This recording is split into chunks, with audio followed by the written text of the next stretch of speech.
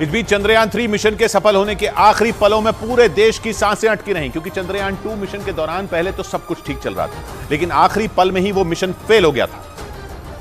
और इसी वजह से इस बार चांद पर लैंडर के उतरने के आखिरी पलों में पूरे देश की धड़कनें बढ़ गईं, क्योंकि 2019 में चंद्रयान 2 के लैंडर का संपर्क आखिरी 15 मिनट के दौरान ही टूट गया था और उस वक्त इसरो ने मिशन की नाकामी को 15 मिनट का आतंक बताया था। एक रिपोर्ट के मुताबिक 2019 में चंद्रयान 2 का लैंडर चंद्रमा की सतह पर करीब 2 किलोमीटर की ऊंचाई तक पहुंच गया था। वहां तक तो सब कुछ ठीक रहा, लेकिन इसके बाद एक छोटी सी तकनीकी गड़बड़ी की वजह से लैंडर क्रैश हो गया था। ये सब कुछ आखिरी के 15 मिनटों में हुआ था। इसीलिए इसरो ने इस बार पिछली गलती से सबक लेते हुए हर छोटी से छोटी चीज का भी ध्यान रखा। इसरो ने चंद्रयान 3 के लैंडर को क्रैश होने से बचाने के लिए तमाम इंतजाम किए। हालांकि इसकी नौबत नहीं आई और लैंडर विक्रम ने तय वक्त पर चांद पर सुरक्षित उतरकर सबसे बड़े मकाम को हासिल कर लिया। लेकिन तमाम चुनौतियों को पार करते हुए भारत का चंद्रयान 3 चांद पर पहुंच गया, वो भी चांद के उस हिस्से पर जहां आज तक दुनिया का कोई भी देश नहीं पहुंच सका। 14 जुलाई को आंध्र प्रदेश के श्रीहरिकोटा से लॉन्च होने के 41 दिन बाद चंद्रयान ने चांद पर फतह पा ली। और इसी के साथ इतिहास के पन्नों में भारत और इसरो के वैज्ञानिकों का नाम दर्ज हो गया, क्योंकि पृथ्वी से करीब 3,84,400 किलोमीटर का सफर तय करने के बाद चंद्रयान 3 चांद की सतह पर सफलता से उतर गया। इसरो की यह ऐतिहासिक कामयाबी कई मायनों में खास है, क्योंकि किसी भी देश के मून मिशन में आने वाले खर्च के मामले में भी भारत ने रिकॉर्ड कायम कर दिया। इसरो के मुताबिक चंद्रयान का बजट सिर्फ 615 करोड़ रुपए है, जबकि 63 साल पहले अमेरिका ने अपने मिशन मून पर भारत की तुलना में करीब 3000 गुना ज्यादा पैसे खर्च किए थे। वहीं पिछले हफ्ते क्रैश हुए रूस के लूना 25 का बजट करीब 1600 करोड़ रुपए बताया गया। यानी रूस और अमेरिका की तुलना में भारत के चंद्रयान 3 ने सबसे कम खर्च में सफल होकर इतिहास रच दिया। इस बीच चंद्रयान 3 मिशन को सफल बनाने के लिए इसरो के वैज्ञानिकों ने पल पल पर नजर बनाए रखी। इसी वजह से भारत ने पहली बार चांद के दक्षिणी ध्रुव पर कदम रखा, जिसका सपना अमेरिका, रूस और चीन समेत दुनिया के कई देश देख रहे थे। लेकिन चांद के दक्षिणी ध्रुव पर पहुंचकर भारत इन सभी देशों से काफी आगे निकल गया। इस मिशन को सफल बनाने के लिए इसरो के वैज्ञानिकों ने पल पल पर अपनी नजर बनाए रखी। खासकर लैंडर विक्रम के चांद की सतह पर उतरने के आखिरी पड़ाव पर वैज्ञानिकों ने अपनी पूरी ताकत लगा दी। उन्होंने बिल्कुल सही समय पर लैंडर विक्रम को चांद की सतह पर लैंड कराने की कमांड दी। मिशन के पूरा होने के लिए ये सबसे अहम पड़ाव था, क्योंकि सही वक्त पर कमांड मिलने पर ही लैंडर विक्रम चांद की कक्षा से उसकी सतह पर उतरने के लिए नीचे आया। ये बेहद जटिल प्रक्रिया थी, जिसे इसरो के वैज्ञानिकों ने पूरी तरह सफल बना दिया। और उम्मीद के मुताबिक चंद्रयान 3 चांद की सतह पर सफलता से उतर गया, जिसके बाद अब बारी 6 पहियों वाले रोवर प्रज्ञान की है, जो चांद पर अगले 14 दिनों तक पानी की खोज करने के साथ दुर्लभ खनिजों का भी पता लगाएगा। क्योंकि इसमें लगे नेविगेशनल कैमरे और सेंसर चांद की सतह की हर तस्वीर और जानकारी विक्रम लैंडर को देंगे, जिसे विक्रम लैंडर सीधा इसरो को भेजेगा। ये वो डेटा होगा जिससे चांद के दक्षिणी ध्रुव से जुड़े रहस्यों को सुलझाया जा सकेगा। चंद्रयान 3 मिशन की कामयाबी पूरी तरह रोवर प्रज्ञान के 14 दिनों के काम पर निर्भर होगी।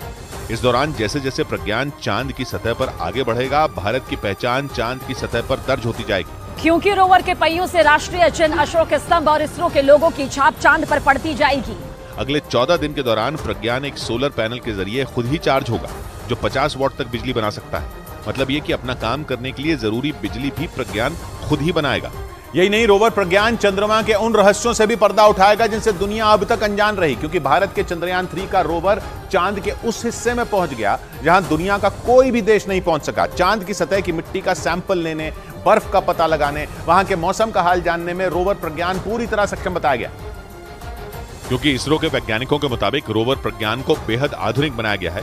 उसमें ऐसी तकनीक है कि वो सिर्फ तस्वीरें खींचने वाला कोई कैमरा पर्सन नहीं है, बल्कि खुद रिसर्च करने वाला एक वैज्ञानिक भी है। लैंडर विक्रम से आधा किलोमीटर के दायरे में प्रज्ञान चंद्रमा की सतह पर घूमता रहेगा और रिसर्च करता रहेगा। प्रज्ञान सिर्फ पानी ही नहीं, बल्कि चांद की सतह पर मैग्नीशियम, सिलिकॉन और पोटेशियम समेत कई खनिज भी खोजेगा। इसके अलावा वहां के तापमान और भूकंप की भी जानकारी को इकट्ठा करेगा। इस दौरान चांद की सतह पर रोवर प्रज्ञान 1 सेंटीमीटर प्रति सेकंड की रफ्तार से चलेगा और चांद की सतह पर उसकी रिसर्च पृथ्वी के 14 दिनों तक चलेगी, क्योंकि चांद पर एक दिन पृथ्वी के 14 दिन के बराबर होता है। इस बीच साउथ अफ्रीका के दौरे पर गए प्रधानमंत्री नरेंद्र मोदी ने देश के वैज्ञानिकों की पीठ थपथपाई। उन्होंने भारत की इस ऐतिहासिक सफलता के लिए इसरो के वैज्ञानिकों को धन्यवाद दिया। और प्रधानमंत्री नरेंद्र मोदी ने चांद पर कही जाने वाली पुरानी कहावत को अपने शब्दों में दोहराया। चंदा मामा बहुत दूर के हैं, चंदा मामा बहुत दूर के हैं। अब एक दिन वो भी आएगा जब बच्चे कहा करेंगे, चंदा मामा बस एक टूर के हैं। उन्होंने वैज्ञानिकों की तारीफ करते हुए बताया कि धरती पर लिया संकल्प भारत के वैज्ञानिकों ने साकार कर दिया। अंतरिक्ष में हिंदुस्तान की सबसे बड़ी छलांग के मौके पर प्रधानमंत्री मोदी वीडियो कॉन्फ्रेंसिंग के जरिए दक्षिण अफ्रीका से लगातार इसरो की टीम से जुड़े रहे। इस दौरान उन्होंने लैंडर के चांद पर उतरने की पूरी प्रक्रिया को जोहानिसबर्ग में बैठकर देखा और जैसे ही लैंडर विक्रम ने चांद की जमीन को छुआ, प्रधानमंत्री ने भी हाथ में तिरंगा लेकर भारत की इस कामयाबी का जश्न मनाया। और इसके साथ ही उन्होंने चंद्रयान 3 की कामयाब लैंडिंग के तुरंत बाद इसरो के चीफ एस सोमनाथ को फोन कर बधाई दी। इस दौरान पीएम ने जल्द ही इसरो मुख्यालय पहुंचकर उनकी टीम से मिलने का भरोसा भी दिया।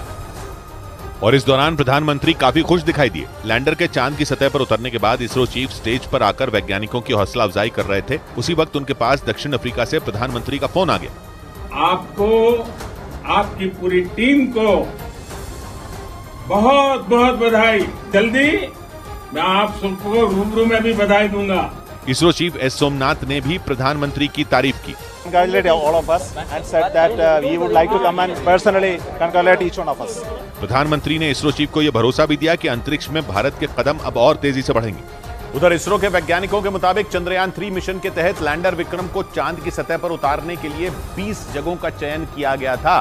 चांद पर पहुंचने के किसी भी मिशन में लैंडर को सुरक्षित तरीके से उतारना ही सबसे बड़ी चुनौती होती है, क्योंकि जरा सी चूक या कोई भी गलती पूरी मेहनत पर पानी फेर देती है। चंद्रयान 2 मिशन के साथ ऐसा ही हुआ था, जब लैंडर चांद की कक्षा में तो पहुंच गया था, लेकिन लैंडिंग के वक्त वो क्रैश हो गया। इसरो के वैज्ञानिकों के मुताबिक इसी वजह से इस बार 1-2 नहीं बल्कि 20 जगहों का चयन पहले से ही कर लिया गया। दावा है कि इस काम में चंद्रयान 2 के ऑर्बिटर ने बड़ी भूमिका निभाई, जो 4 साल बीतने के बाद भी चांद के चक्कर लगा रहा है। उसमें लगे कैमरों ने चांद के दक्षिणी ध्रुव की कई तस्वीरें भेजी। इसके अलावा अमेरिकी स्पेस एजेंसी नासा ने भी सही लैंडिंग के लिए दक्षिणी ध्रुव की कुछ तस्वीरें इसरो तक पहुंचाई, जिनके आधार पर वैज्ञानिकों ने 20 में एक ऐसी जगह का चयन किया जो लैंडिंग के हिसाब से सबसे सटीक हो।